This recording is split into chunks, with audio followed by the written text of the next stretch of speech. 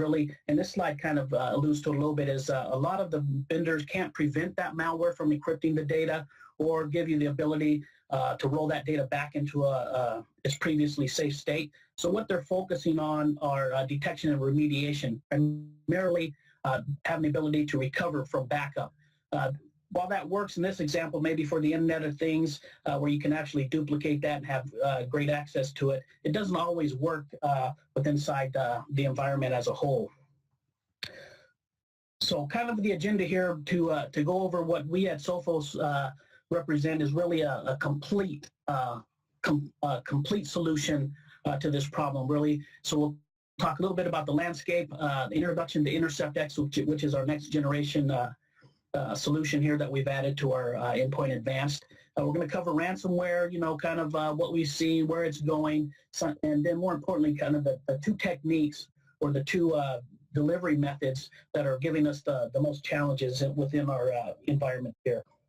So as we look at the threat landscape, I think everyone's aware of it, so I won't go into it in great detail, but we know it's changed.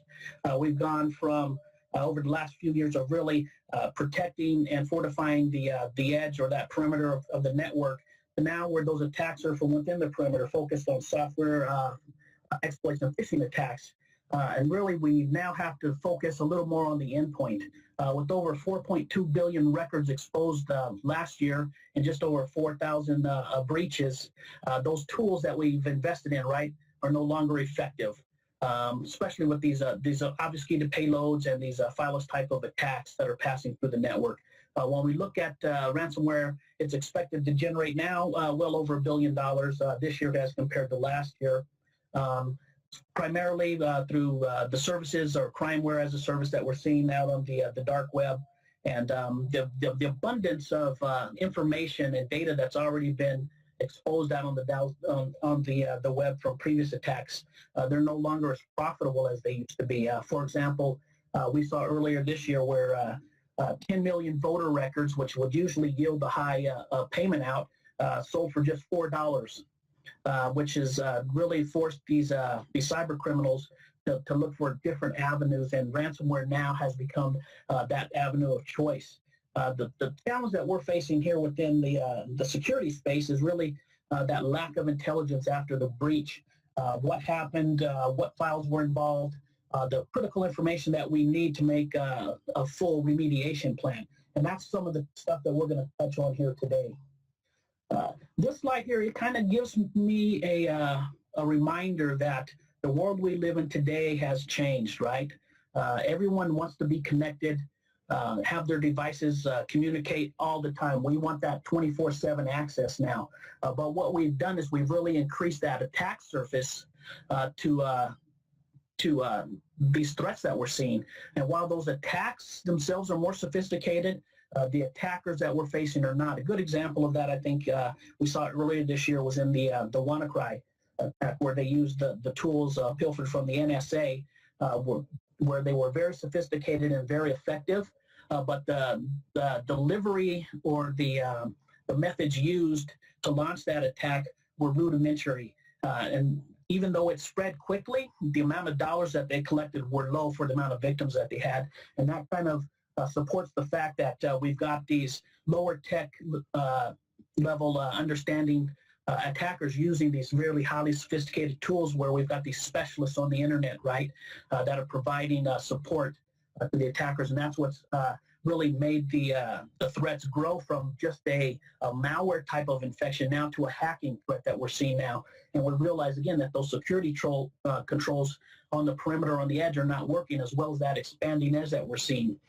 This has really caused the endpoint space to become crowded, particularly with our next-gen players who are utilizing artificial intelligence and really touting machine learning and math as a replacement for our traditional type of AV. When we really look at the models, I guess, that we've got of protection, we kind of fall into three groups. We've got exposure and prevention and runtime detection, which really fall into our traditional type of endpoint security. And then we've got this response and clean, like I talked about, the artificial intelligence and this EDR type of technology that we're seeing as next gen. The new players are saying that they're replacing traditional AV because we can't really stop these type of threats. So we might as well just go ahead and let them land on the endpoint, and we'll take care of them from there. Our philosophy here kind of coincides with what the FBI says, and I'll give you a quote. According to FBI Cyber Division Assistant Director James Traynor, and this is the quote: as ransomware techniques and malware continue to evolve,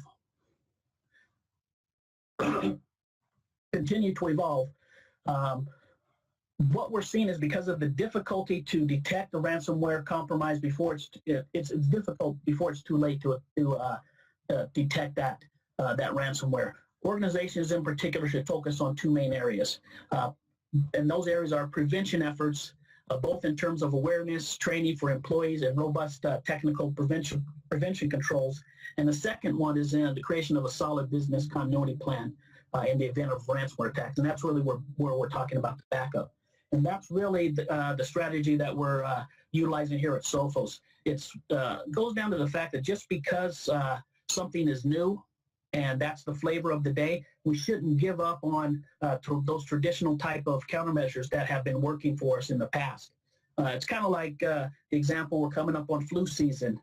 A lot of people get the flu shot, but they still continue to do those traditional things that they used prior to that flu shot, right? They still bundle up when it's cold outside. They eat their chicken soup. They try to take their vitamins to stay healthy. They get their exercise. They get their sleep. And they avoid people with the flu. Even though they've got that flu shot, they realize it's not that silver bullet. And that's the same thing that we're really talking about when we talk about malware. Those traditional countermeasures that we're using are still effective at preventing a lot of things, which we'll go into here in a minute. But then you add that with these next-gen type of capabilities, and you've got a more complete, a more layered type of defense. And that's where Sophos is. As we look at the exponential growth just in malware, what we're seeing is, and this one's dated back to September, but in that period of time from September to today, what we're looking at is over 25% of all malware created in history has really been created in that period of time. That's something at that rate, a traditional solution alone, where we're focused, like we talk about on a whole signature or hashing on that signature. We can't utilize a signature-based technology alone. It's no longer going to be effective. We're seeing at our Sophos labs anywhere from 300 to 400,000 new variations of malware each day. And because about 75% of those are really customized to attack a specific organization, for that organization, it looks like a zero-day attack.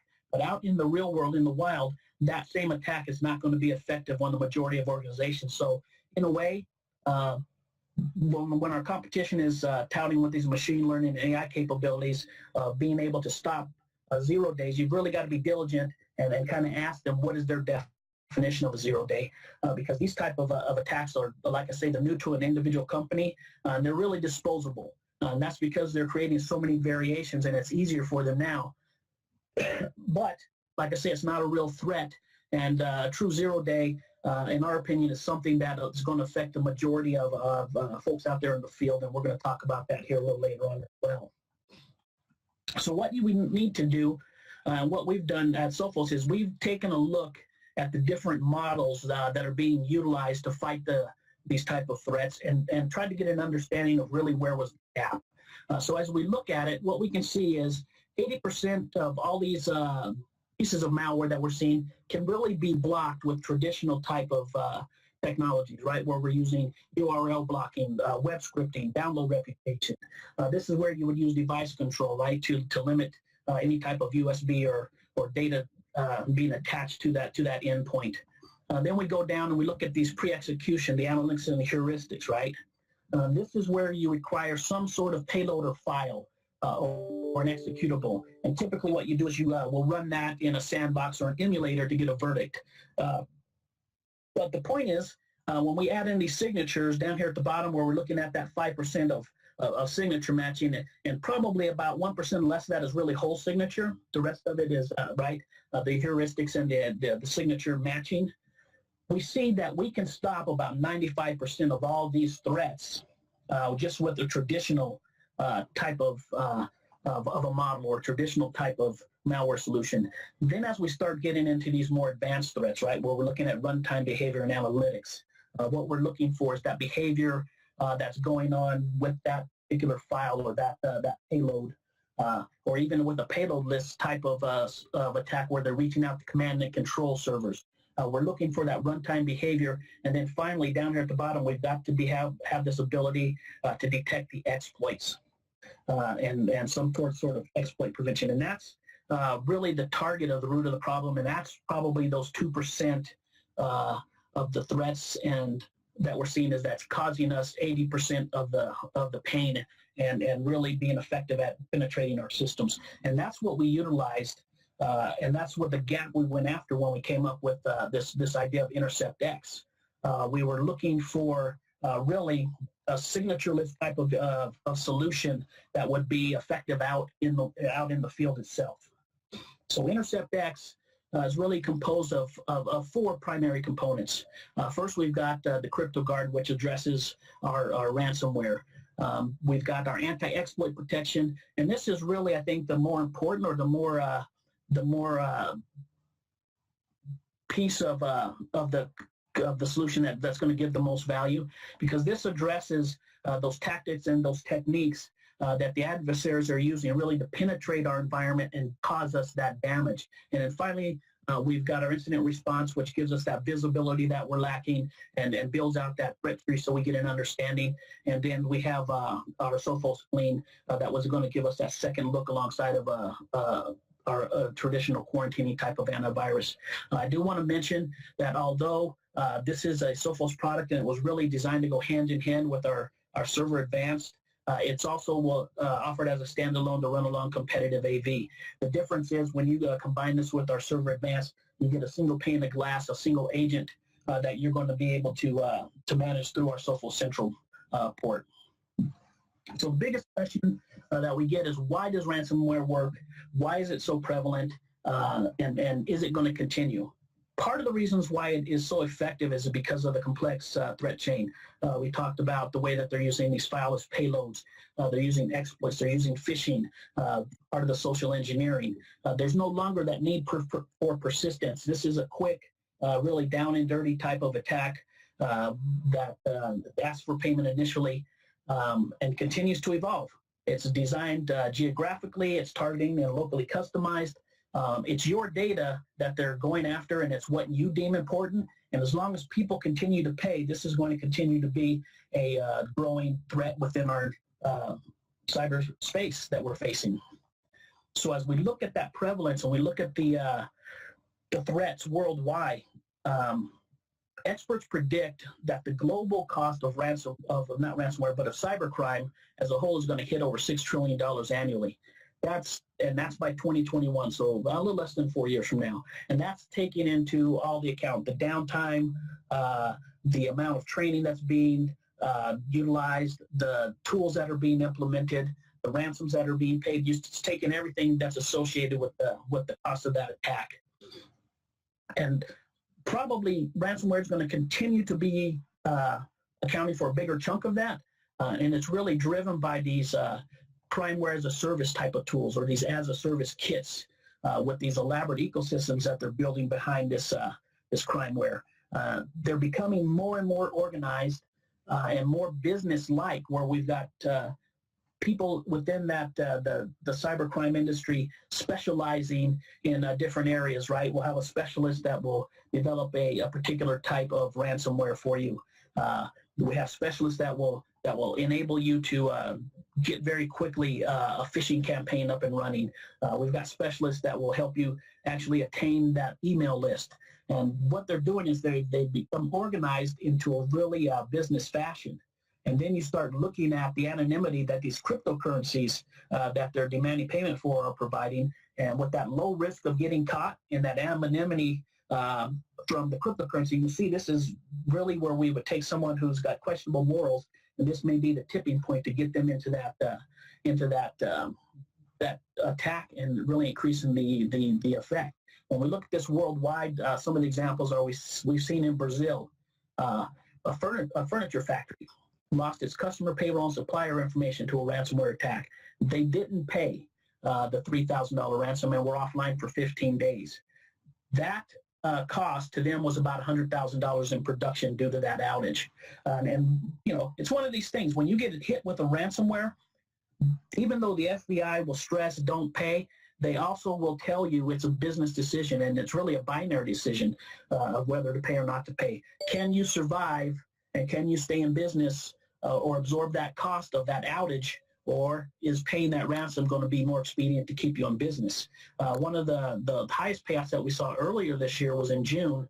That was a South Korean web hosting company. It suffered a ransomware attack on about 153 of its Linux servers. The initial ransom asked for was 1.6 million.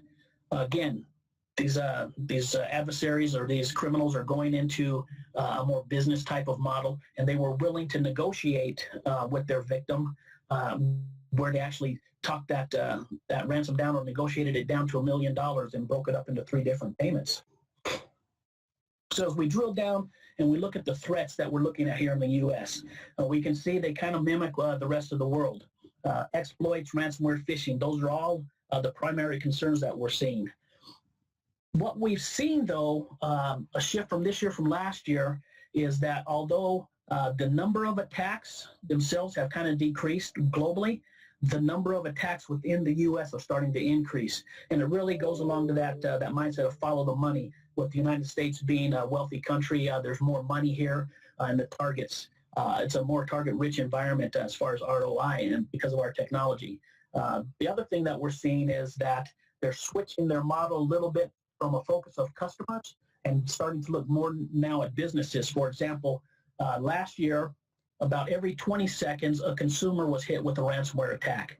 This year, we've seen that rate basically double in about every 10 seconds a consumer hits. The more interesting thing, or the more troubling thing that we're seeing, is that they're starting to really focus now on these businesses, with small business really being a target. Where we saw last year about anywhere between every 2 and 4 minutes, a business entity was getting hit with a ransomware attack.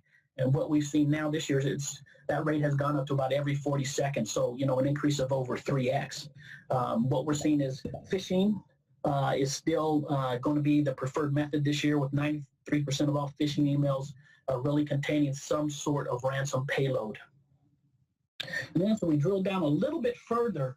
The interesting thing is that even the victimology has switched a little bit. Last year it was government and healthcare. This year so far, what it looks like is that education is becoming the primary target.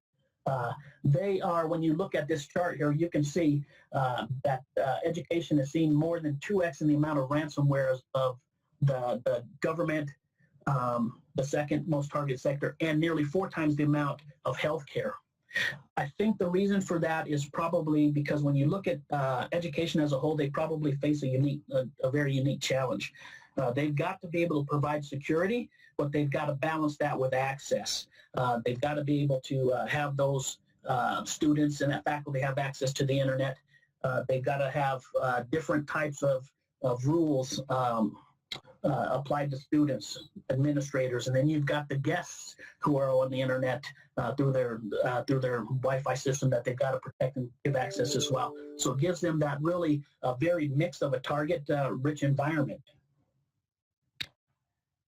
The biggest impact on business when it comes to ransomware is not actually in paying the ransom, but the cost of downtime due to the lack of access to the system because you've either decided not to pay and you're trying to recover from backup files, or because in some cases you pay the ransom and the encryption keys that you get back don't work. But that's what we're seeing as the biggest impact, and you've really got to come up with a plan to prevent this ransomware so that you don't really have to suffer these type of additional costs.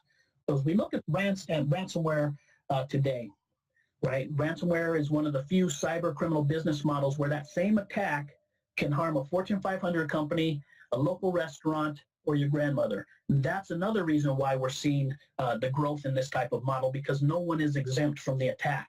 To give you an idea, we had our family reunion here at my house this year on my wife's side of the family. I have a sister-in-law, love her to death, but she's click happy. She's been hit with ransomware multiple periods of time. In this latest attempt that she got hit with, she actually reached down and called me before she clicked on the link, but it was from a would-be monitoring system that had told her, hey, we've seen your files. They look like you've got malware. Click on this link. And she called me up because she doesn't use that service and said, what should I do? I said, whatever you do, don't click on it.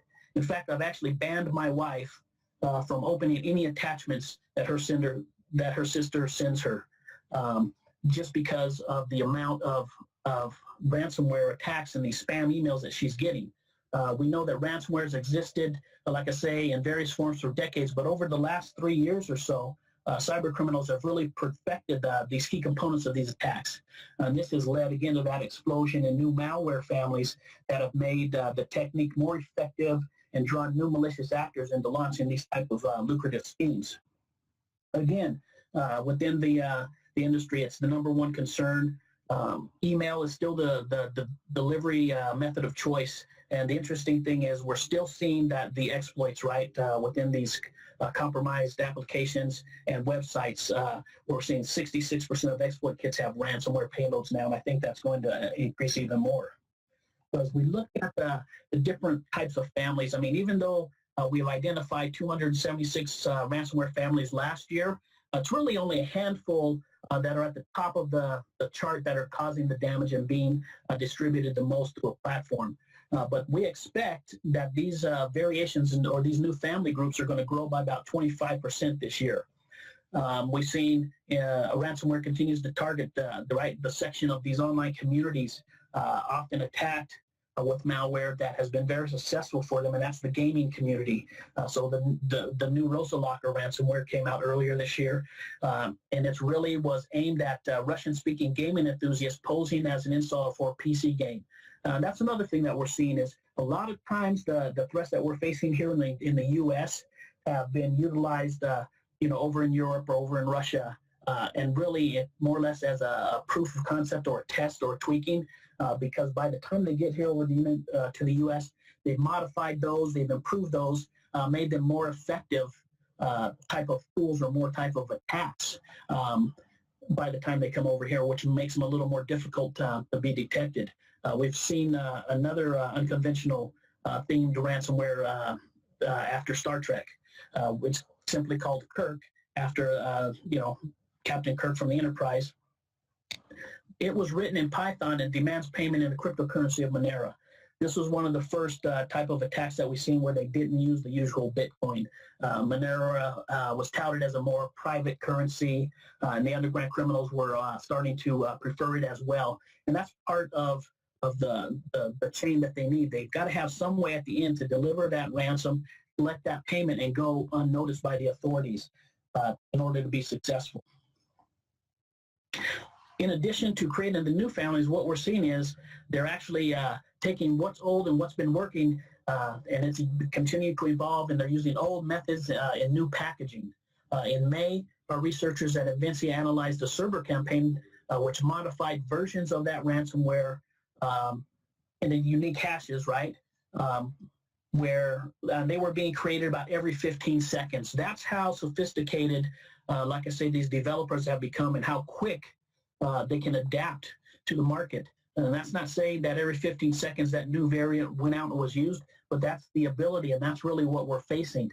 Recently, we also discovered with the same server ransomware that they've incorporated ways to try and get around the initial machine learning tools that were implemented out on the market.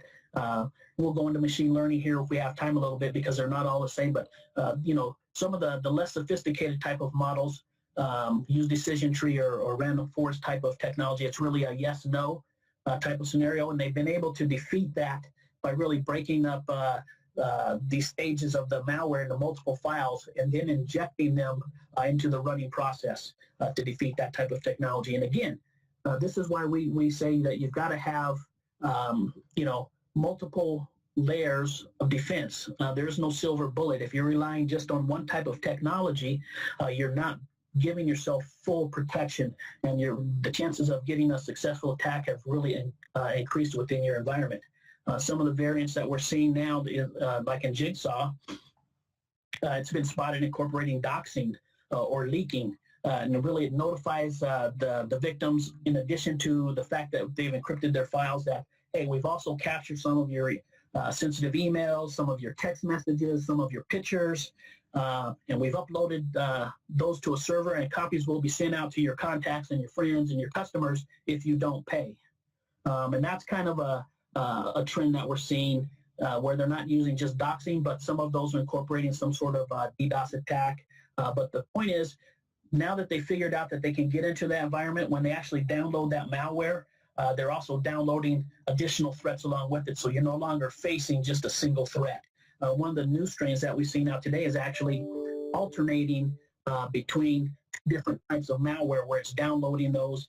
So you may 1 hour get a report that you've got Locky, and if you don't pay, you're going to see another an hour later seeing that you've got maybe Jigsaw, and you may end up having to pay twice depending on how they've structured that attack. But they're becoming a little more craftier, and what they're really finding ways is to entice or demand, get that payment paid. Locky, here down at the bottom, has kind of morphed into Zepto, then to Odin, and now it's kind of back to Locky again. You know, it's last year it was the #1 ransomware family being used, and it's kind of dropped off this year, being replaced by Cerber. But I think a lot of these developers, they have they have egos, and they always want to be #1. So Locky has made a resurgence into the environment. We saw one of the campaigns where over 23 million messages containing Locky were sent in just a 24-hour period towards the end of August.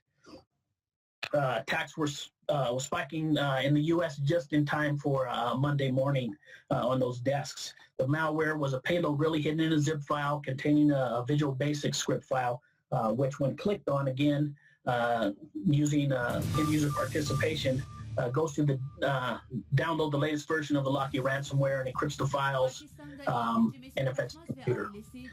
Additionally, cyber criminals are upgrading, right? Their spam campaign pushing both Locky, like I said, and it's called fake globe ransomware variant. That was the one I was talking about, where they're alternating those, and you're going to get hit twice. So you've got to be very diligent about how do you protect yourself from these type of attacks in a prevention mode, because the more you can prevent, the less you really have to deal with. And that's really what the focus is how to prevent that attack from occurring. We look at ransomware as a service, right? This is a dashboard to give you some idea of the sophistication that they're utilizing out there. Again, Cerber, because it's #1, I'm going to pick on it. Even though this is a Carmen dashboard, they've got a dashboard similar to it that's a little more elaborate, a little more sophisticated, but they have an affiliate program, for example, where they're only distributing their malware and their ransomware to select groups of individuals to increase the effectiveness of this. And by becoming an affiliate of this program, they're going to give you everything you need, this management porthole, and the support that you need not only to launch the campaign, but support on the back end of your victim to help them make that payment in that Bitcoin that they're going to demand, or that cryptocurrency they're going to demand. And all they're asking for in exchange is a 40% take of the cut. So we see it, they're kind of mimicking this multi-level type of business model that we're seeing. So what we've got to understand as well is how is this getting into the environment, and we've got to talk about the human element, because that's one of the things that we're seeing is because of this email and these spams and this phishing that we've really got to engage those folks that are sitting behind that desk and make them part of the security solution. Last year, just the spam that we saw was at such a great rate that the House of Representatives banned the U.S. Congress members from using their Yahoo mail at work because of the sheer number of attacks that they were seeing, and they didn't want those to spread over right into the White House and into the House of the Senate or the Congress. So when we look at phishing, it is by far, I think, something that you really consider with ransomware, because that's according to the reports this year, about 138 million unique new phishing sites were created every month. In May, they peaked out at 2.3 million. The majority of these are online and active for an average of anywhere from 4 to 8 hours, which makes it very hard to block, right, when you're talking about trying to just block the domain, because they keep moving, and at 4 to 8 hours, it's not there long enough really to get a read on it. And that's kind of one of the things that we're facing is these cyber criminals and adversaries. They're really upping the game for us, and they're really changing up their tactics and their procedures and getting those to a point where they're more sophisticated. There's the old adage, from the security side, we have to be right 100% of the time. For the adversarial side, they've only got to be right once to really give us that pain. But according to the Verizon breach, right, phishing is the most common threat vector, with phishing as a service becoming more and more common and adding to that. The nice news is, according to Ponymon, they did a survey, and what they found out was those companies that incorporate some sort of awareness program, again, going back to what the FBI says, prevention and then awareness, those folks that are continuing that awareness program are seeing a reduce in click rates anywhere from 26 to 99% on these phishing email attacks, the average being about 64%. Again, if you can stop these before they start to do damage, you are well ahead of the game, and you've kind of moved your security posture from reactive, right, to a positive type of posture. This is just to give you an idea of phishing as a service type of platform. It's an older one. It's fake game. It's no longer in business. But what I want to point out is they realize that their customer, in other words, the perpetrator, is not as technical as they had hoped, or that in the past they have been. Because you'll see, please note the following notation. They're giving them basic, practice procedures, right? How to be successful at launching this campaign, and then they're giving them definitions. In this case, you can see victim, who is the person that you need to hack, right? The fake means a copy of a web page to which you want to point them to, and things of that nature. So you can tell that these the actual people launching these campaigns are not as sophisticated as the people developing the programs or these platforms. They know it. And that's why they've even gone to the point now where they're providing online training. So you take one of these phishing as a service type of platforms, you combine it with a ransomware as a service platform, and then all you've got to do really is pick your method. Again, phishing has gone from a small boutique to an industrialized type of a model.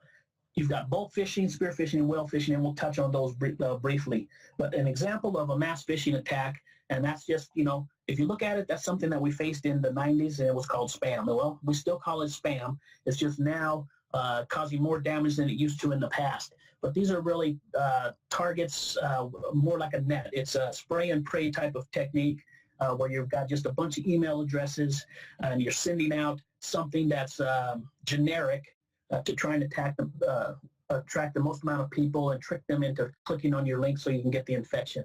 This case, it happens to be Netflix. It could just as easily be something like because people are shopping on Amazon, eBay, Overstock.com, and they're expecting a shipment. You could be seeing something like a notification from UPS or FedEx that says, here is the update on your shipping item that you're expecting. Click on this link to see where it's at now. You know what? Most people are probably going to fall for that. That's the most common form of phishing that we're seeing. The second most common and probably the most effective, really, though, is spear phishing. And this is where the attacker's actually done a little bit of research on you, right? Maybe they've gone to LinkedIn, maybe they've gone to Facebook, or they've gone to some other type of site where they can get general information on an individual or a company. And they've really customized this email to entice you to click on this because it's a little more personalized for you. Like I say, they're gathering that information. This technique is by far the most successful. In this particular instance, this would be equivalent to an email from our IRS. And basically what it says was, hey, we've gone through, we've done some research, and we detected that you paid too much tax in the past. And in order to claim your excess tax paid or an additional refund, go to this site or go to this link and fill out, and we'll send you the money. Well, a lot of people are going to say, hey, okay, no one likes paying taxes. I'm going to go ahead and I'm going to fill out this form. And what they do is, even though they get directed to a legitimate looking form or another traditional or legitimate looking site, they've actually gone to one that's been controlled by by the attacker. And what they have done is basically infected themselves. In addition, they may have actually provided some sort of personal information that can be used by that attacker as well. Like I say, this one is really the most effective technique by far, and it's accounting for about 91% of the attacks.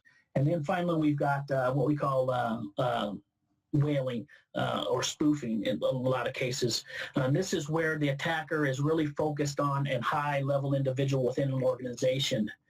They could be spoofing the CEO, they could be spoofing the CFO, or they may be targeting that C-level individual. In this case, it would be a target towards a C-level individual where it looks like an official summons or a pending lawsuit in this case. And in order to find out what it is, you need to click on this subpoena link to see who is suing you in this case.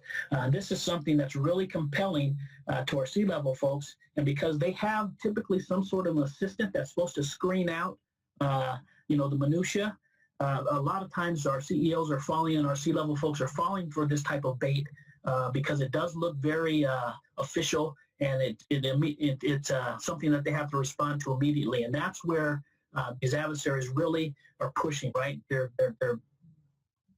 making these emails, crafting them to where they make it look like it's urgent to get that person to click on that link. The two most common reasons why people click on a link or attachment: number one is curiosity still, and number two is because they don't want to disappoint some sort of superior. So kind of an idea here is when you look at that threat landscape for the phishing, who they're attacking, HR, especially around tax season, is a number one target. So a couple of years ago, a company here in Salt Lake that my wife works out fell victim to this type of attack where they sent an email to HR. They had obviously done their research because they found out who the CFO of the company was. They spoofed that person's email address by adding in a couple of extra characters. And what they were asking for is they're saying basically, this is tax season. In order to be prepared, we need you, and this is pointing to the lady at HR, to provide us with this particular information for your 40 or 50 employees by the end of the day. And what they were asking for, right, was name, address, date of birth, social security number, all that information that you would need really to file a fictitious claim with the IRS. 2 days prior, they'd actually had what they had termed as a training on the scams that were coming for the season. And basically what that consisted of was they hauled them all into the lunchroom in about 15 minutes and told them, okay, this is the time of the year where we're going to see a lot of fraud. We need you guys to be very careful. Look at your emails before responding. If you got any questions, right, raise your hand and ask somebody. Well, she did that for the most part. She went and asked other people who were in the meeting what she should do, and described what was asked, and they said, well, it's the CFO asking for it. I guess you should probably send it to him. So she went back, compiled that information, sent it out by hitting reply, and about 10, 15 minutes later realized that the email address looked a little bit funny, and sure enough, when she went back, there actually happened to be their domain with an RU added to it. So she actually sent the bad guys this information, and as a result, about half of those people had their tax return filed fictitiously.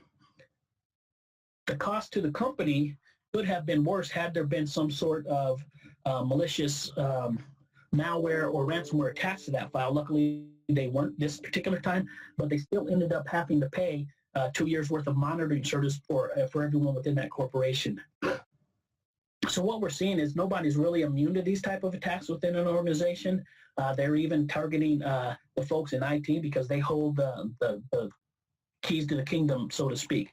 But if you look at it, some people within your organization, their job all day is to open up attachments and look at emails from folks that they aren't very familiar with or not familiar with at all. Right? You've got shipping, looking at invoices. You've got finance, looking at bills and invoices. You've got HR, where they're looking to hire people. So they've got, typically they've got a resume attached. They've got to click on that type of link. So they have a high probability of getting affected. And this is where, I'll say right now, where you need to segment your network to prevent that spread from those folks from infecting the total organization. That's just one of the things that you can do to prevent that from completely damaging your systems. But the other thing is, what we have to do is we have to turn these folks within our organization from the C-level down really into our human firewall because they are the weakest link. So we've got to implement some sort of security awareness and training type of program. I don't like to use the word training as much as awareness because typically when you have training, it's something that you learn immediately. But if you're not doing it on a regular basis, you're going to forget about it. Where awareness has to be continual and at top of mind. So what you've got to do is you have to be able to look at those individuals within your organization, provide them with a real-world type of attacks to make them aware of what to look for, provide that education behind that attack where you're telling them this is why this mistake and these are the indicators, because no longer can we rely on emails that have bad grammar and bad spelling because the adversaries have really gone beyond that and they make these emails look legitimate. Where that bad spelling and that bad grammar is no longer easily identifiable. But then you've got to have a way to measure it. The best measurement that you've got to have, I think, as an indicator is when you talk to your IT department and see if your caseload has gone down because of people clicking on these malicious links and attachments. And this is where, at Sophos, we really stress utilizing our phish threat tool to give you that awareness and that simulation. There's 3 steps. It's very quick. You pick the phishing attack campaign, you import the end users, you select the attack email that you want to use that's specific for that particular group. Now, again, it's got to be real world. Number 2, those folks who click on the link, right, and basically get phished, immediately get dropped into an education program that tell them, okay, this was a test, this is what you need to be looking out for in the future. And then finally, again, you've got to have that way to measure it, right? And this is where this dashboard comes in, and it moves you into that preventive or that proactive type of security posture, lets you focus on the folks that are clicking the most or your problem children. And again, this is something that you've got to continue to use throughout the time within the organization, because the more you use it, the more aware they're going to be and the more cooperative that they're going to be. And this is something that you really want to make where if you have to choose between the carrot and the stick, you really want to choose the carrot because we found that by shaming those folks or calling them out right for clicking on the link is not as effective as if you you encourage them and give them that praise and thank you for being diligent in their job.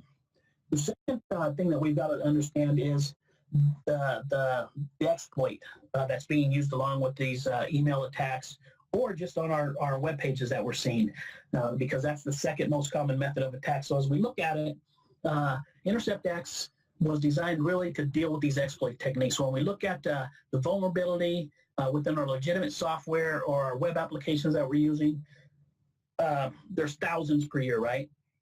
When we start looking at the prior knowledge of these attacks or these vulnerabilities, what we're seeing is that there's a 90-day window between the vendor announcing the vulnerability and the time the patch comes out. And that's where we're seeing that attack window really become utilized because this is a true 0 day. It's something that's out in the wild to the majority of folks where the vulnerability or that weakness is announced, but there is no fix or no cure for that problem. But what we're seeing is no matter how many of these type of attacks are launched, the commonality that they have is that exploit technique or the method that's used to really make that attack successful is really down to about 10 to a little over 20 type of methods that need to be utilized for any attack to be effective. We've analyzed those, and again, when we're looking at these exploit kits and these memory resident malware, this is the difficulty we have, and they're really targeting these most commonly used applications and websites, right? No site is immune because it's very easy to go ahead and copy a website and give a redirect. But we're looking at the Microsoft Internet Explorer, right? We're looking at different browsers being used.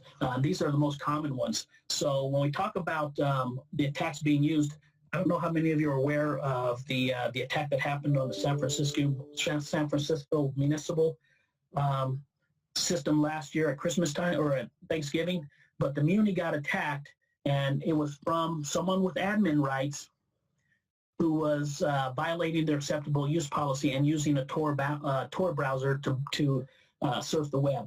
They actually ended up using a Tor browser that became infected with ransomware, and that's how their system got infected. And in order to prevent that spread throughout their system, what they did is they shut down their payment system servers, so they weren't able to take payments for that period over Thanksgiving, those 2 days where that is one of their high earning periods of time. So anyone who rode the Muni for those couple of days in San Francisco got a ride for free.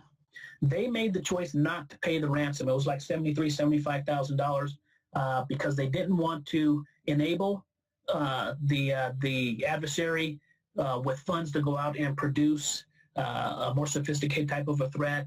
They didn't want to fund the bad guys to keep them, basically keeping the bad guys in business, but more importantly, they didn't want to be targeted as a victim who would pay, because many times if you pay once within that dark web community, the word gets around and you're going to be attacked again, because most folks that pay don't take the necessary steps, right, to do a full remediation plan to prevent that attack in the future. Again, with those 2 days down, you can imagine that was well over the $73,000 that they lost in revenue. But again, it was a binary decision, and each business has to make a separate type of decision.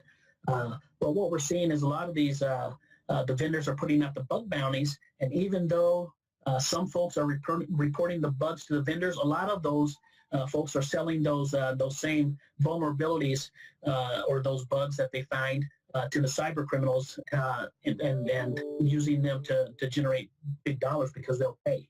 One of the things that we've noticed also is that these cyber syndicates